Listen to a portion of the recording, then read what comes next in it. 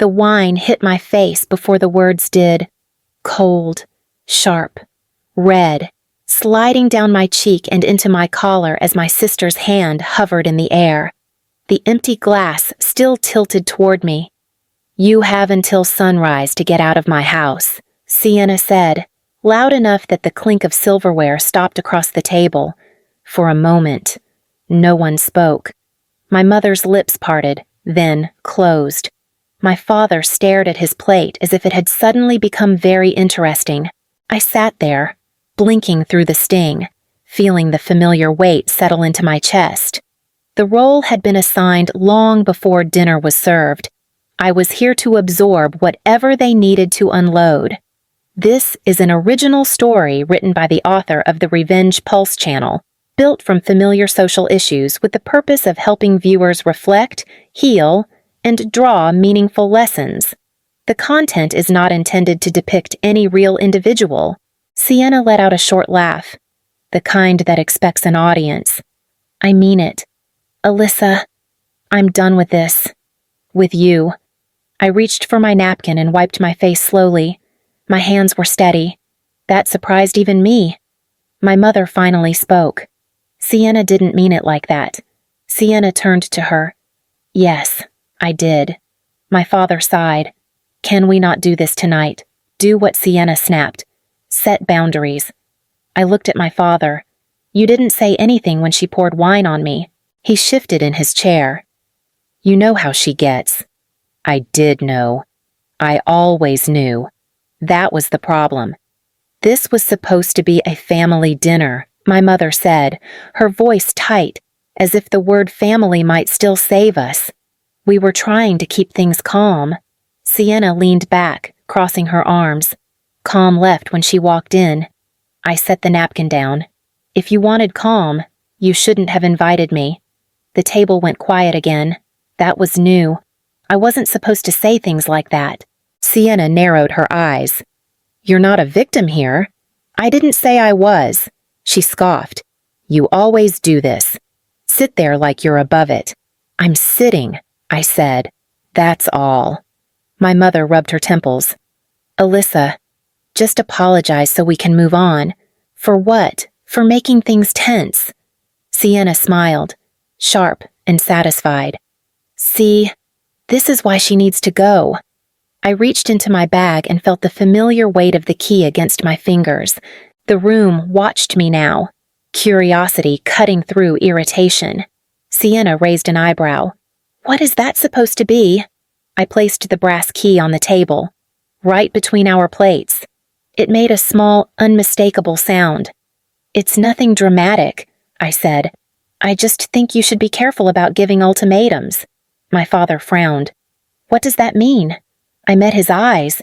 "It means sunrise isn't just a deadline for me." Sienna laughed again, louder this time. "You think you have leverage?" I stood, pushing my chair in with deliberate calm. "I think tonight matters."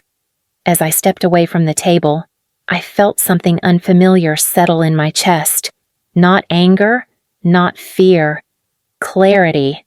If you've ever been the one everyone talks over, the one expected to swallow humiliation to keep the peace, stay with me. What happened next wasn't loud. It didn't explode, but it changed everything. Sienna stared at the key as if it had insulted her personally. "Are you threatening me now?" "I'm not threatening anyone," I said. "I'm reminding you to slow down." My mother shook her head. "Alyssa, you're being dramatic. Put that away." "I already did." I replied. "I put it down." My father leaned forward. "You don't get to control the mood in this house." Sienna smirked. "Exactly. You don't own anything here." I nodded once. "That's what you think." Her smile tightened. "Don't do this. Don't try to sound mysterious. It's embarrassing." "What's embarrassing?" I said quietly. "Is pretending nothing happened 5 minutes ago." My mother's voice rose. "We said we didn't want a scene." "You got one anyway," I said. "I just didn't make it." Sienna pushed her chair back an inch. "You're really standing there acting like you have power." I looked at her hands. They were shaking, just enough to notice if you were paying attention. I didn't come here to take anything from you, I said. I came because you invited me. You always twist things, she snapped. No, I said. I document them. My father scoffed. Since when? Since I learned that no one else would remember for me. The room felt smaller then, not because anyone moved, but because no one interrupted. Sienna crossed her arms. You think one stupid key changes anything it already has, I said. My mother stood abruptly. Enough. Alyssa, you can collect your things in the morning and leave quietly. Let's not make this worse. I picked up my bag. I'm not leaving tonight. You don't get to decide that, Sienna said. I already did. My father stood as well, his voice low. You're crossing a line. I crossed it a long time ago. I said, tonight you just noticed. I turned toward the hallway, then paused.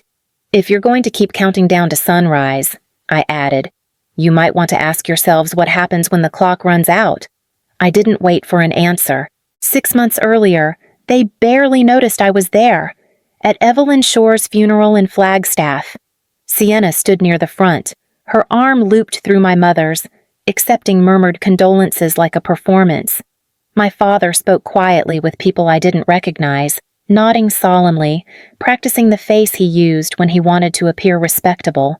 I sat alone in the back row, hands folded, listening to them talk about a woman they never really knew. After the service, my mother brushed past me. We're heading to the luncheon. Try not to disappear. I was already gone, I said, but she didn't hear me. I stepped outside, breathing air that smelled like dust and heat, when a man cleared his throat behind me. Ms. Grant, he said gently. I turned. He was older, neat in a dark suit, his expression calm without being cold. I'm Thomas Reed, he said. I was Evelyn Shore's attorney. My first instinct was suspicion. Is something wrong? Quite the opposite, he replied. She asked me to speak with you privately. We sat on a low stone bench away from the others. He opened a slim folder, not rushing, as if time itself answered to him. Your grandmother revised her estate plan last year, he said. She named you executor. I blinked. That can't be right. It is, he said. She was very clear. I don't have that kind of relationship with my family. I said, they won't accept that. They don't need to, he replied. This is not about acceptance. He slid a document toward me. I didn't touch it. The estate is valued at approximately $2.4 million, he continued. Property, investments, and cash reserves. I shook my head. Why me? He met my eyes, because you paid attention. I swallowed. They'll say I manipulated her. She anticipated that, he said, which is why she added a condition. He paused, choosing his words carefully. Any beneficiary who engages in documented cruelty or harassment toward you forfeits their share. The word cruelty landed heavier than money ever could. She didn't want punishment, he added. She wanted choice. I stared at the folder. And you're telling me this now because you need time, he said. And because she trusted you not to act impulsively. Across the courtyard, I saw Sienna laughing, phone already raised, capturing a moment she would later caption with grief. Mr. Reed stood. I'll be in touch, he said. When you're ready. I watched him walk away, the folder still untouched on the bench between us. For the first time in my life, someone had handed me the truth without asking me to shrink to hold it. I didn't open the folder that day. I carried it back to my hotel room and set it on the desk like it might accuse me of something if I touched it too soon. For hours, I paced, replaying the way Mr. Reed had said my name, steady and certain, as if there had never been any doubt about me at all. When I finally opened it, I didn't start with the numbers. I started with Evelyn's letter. Alyssa, it began. If you're reading this, it means I was right to trust you with the truth. My throat tightened. She wrote about watching quietly, about birthdays where I stood off to the side, about holidays where I arrived early and left unnoticed. She wrote about hearing my mother say, "She's just sensitive," and my father replying, "She'll get over it." She didn't use the word abuse. She didn't need to. The estate details came later. A home in Flagstaff, a small coastal rental in Oregon, investment accounts balanced carefully over time, approximately $2.4 million in total value.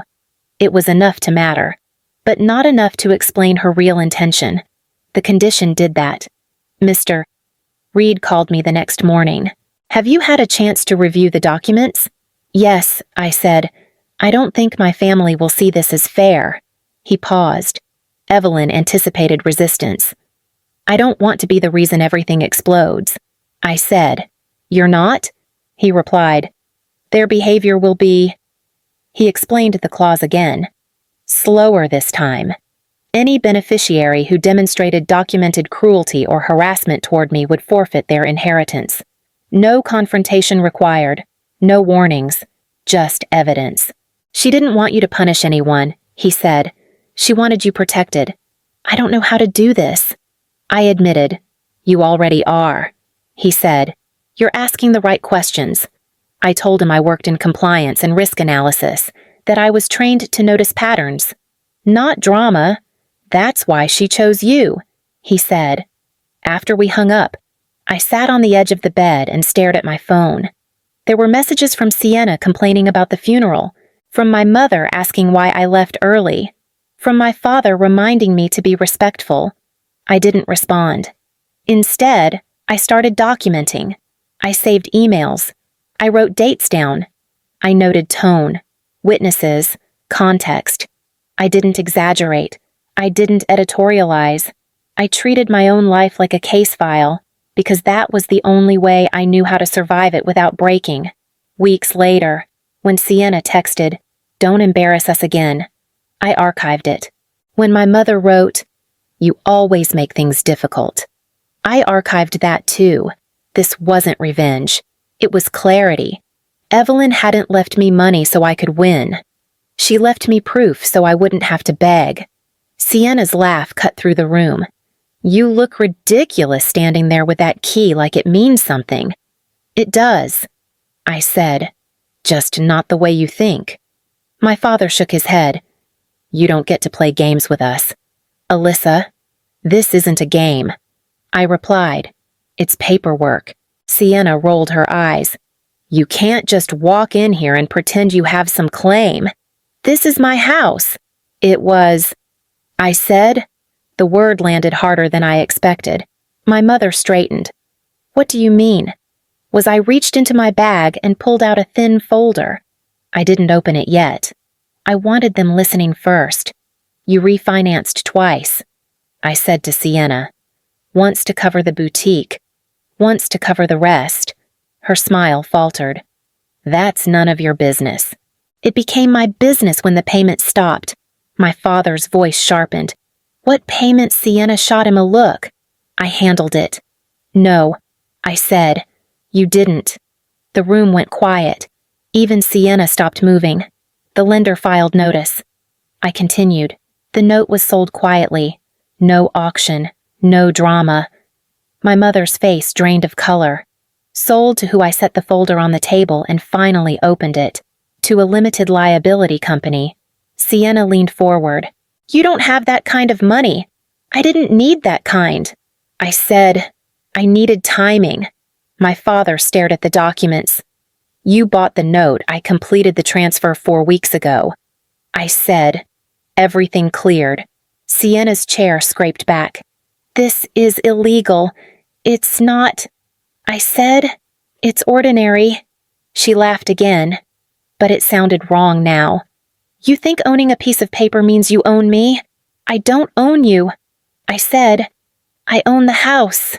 My mother's voice shook. "Why wouldn't you tell us? Because you didn't tell me." I said. "About the refinancing. About the defaults. About the letters you hid." Sienna pointed at the key. "So, what is that?" Then a threat. "It's a reminder. I said. You told me I had until sunrise to leave. My father stood. You wouldn't dare. I already did, I said. Sienna's hands curled into fists. You planned this. I met her eyes. I noticed it. There was a difference.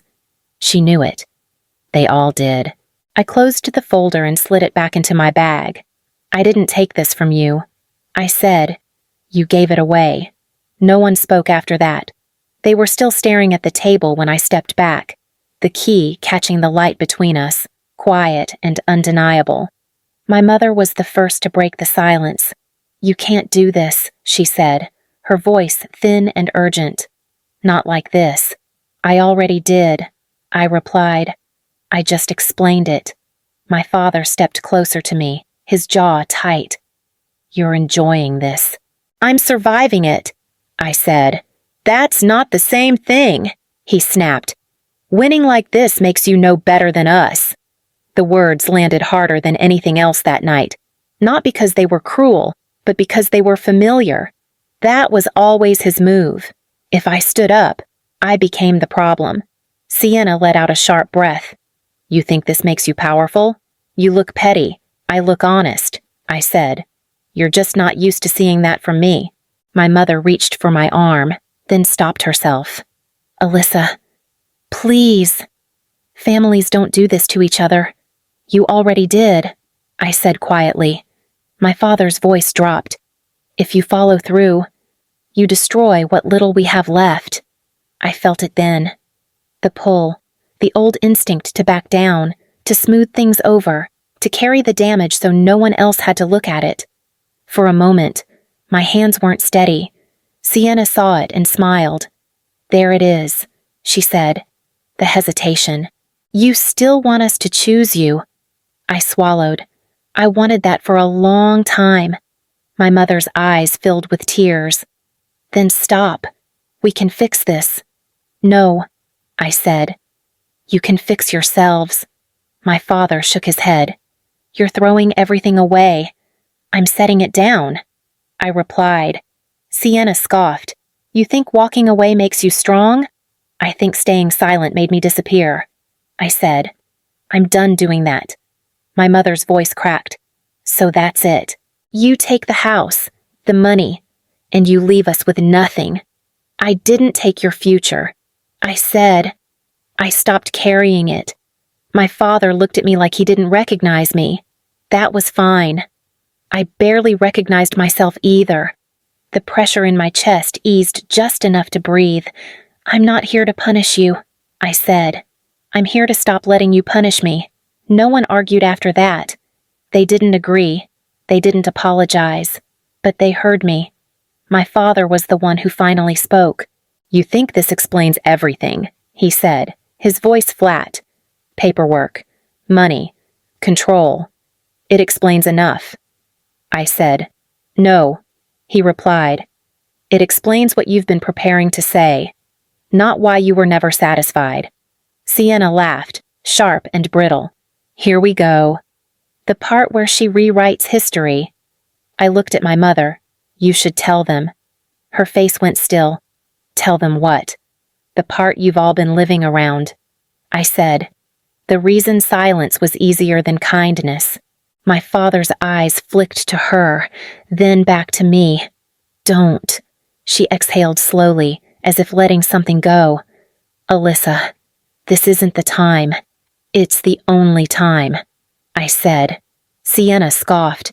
You're not special because you're upset. I'm not upset, I said. I'm done carrying your secret. My father stepped closer. What secret? I held his gaze.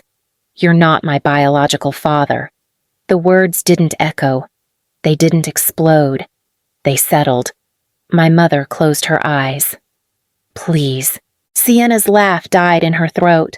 That's not funny. It wasn't meant to be, I said. My father shook his head once. You're lying. I'm not, I said.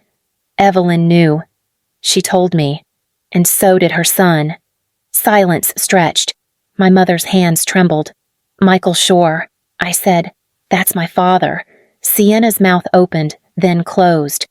You're saying Mom cheated. My mother looked at the floor. It was one night.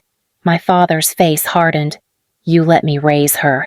You chose to, my mother said softly. And then you punished her for it. He turned to me. So this is it. This is why you think you're owed. I don't think I'm owed anything, I said. I think I was blamed for something I didn't do. Sienna stared at me, her voice quieter now. You always made things uncomfortable. I reminded you, I said, of what you didn't want to look at. My mother wiped her eyes. We thought keeping it buried was kinder. It was easier, I said. My father laughed once, bitter. So all this time, I said. I was the proof you tried to erase.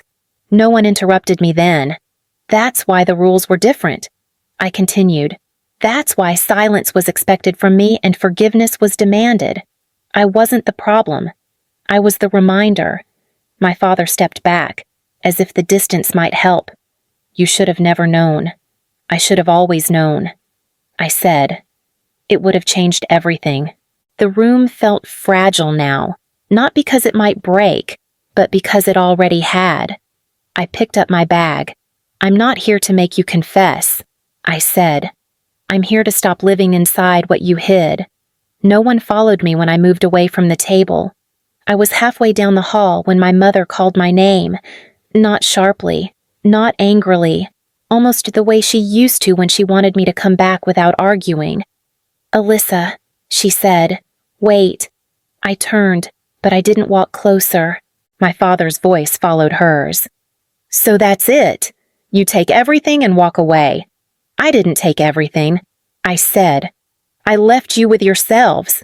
Sienna crossed her arms, defensive again. You're acting like this is mercy. It's distance, I said. There's a difference. My mother took a step forward. What do you want from us? I shook my head. I don't want anything anymore. That's not true, my father said. You always wanted something. I wanted to belong. I said, that's not a debt you can pay now. Sienna scoffed. So you're just done. I'm done negotiating my worth. I replied. My mother's voice broke. You're really going to leave? Yes, I said. My father's shoulders sagged.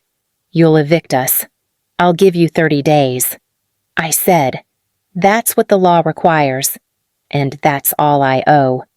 Sienna opened her mouth, then closed it. She looked smaller without the house holding her up. I'm not doing this to punish you, I said.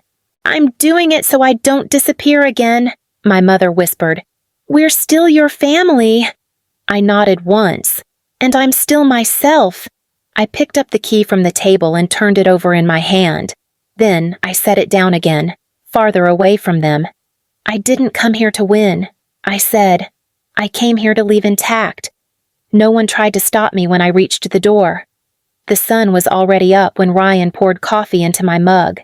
You didn't sleep, he said. I rested. I replied, There's a difference. He leaned against the counter. Do you regret it? No, I said. I regret how long it took. My phone buzzed once, a message from my mother, then another from my father. I didn't open either. Ryan watched me set the phone face down. You don't owe them an explanation, he said. I know, I said. That's why it feels quiet. A week later, I signed the final paperwork from my apartment in Seattle. 30 days. Clean terms. No speeches. When Ryan asked what I wanted to do next, I told him the truth. I want to make it easier for people to leave. I said, not to fight, to choose. He nodded. We can build that. We did. A legal support fund, plain language, clear exits, no shame attached. When the first message came in, someone saying they stayed because this story sounded like their life, I read it twice and closed my laptop. If you're listening to this and it feels uncomfortably familiar, you're not alone. Stay with us. Share your thoughts when you're ready. Sometimes telling the truth out loud is the first step toward leaving intact. Ryan touched my shoulder. "How do you feel now?" I took a breath.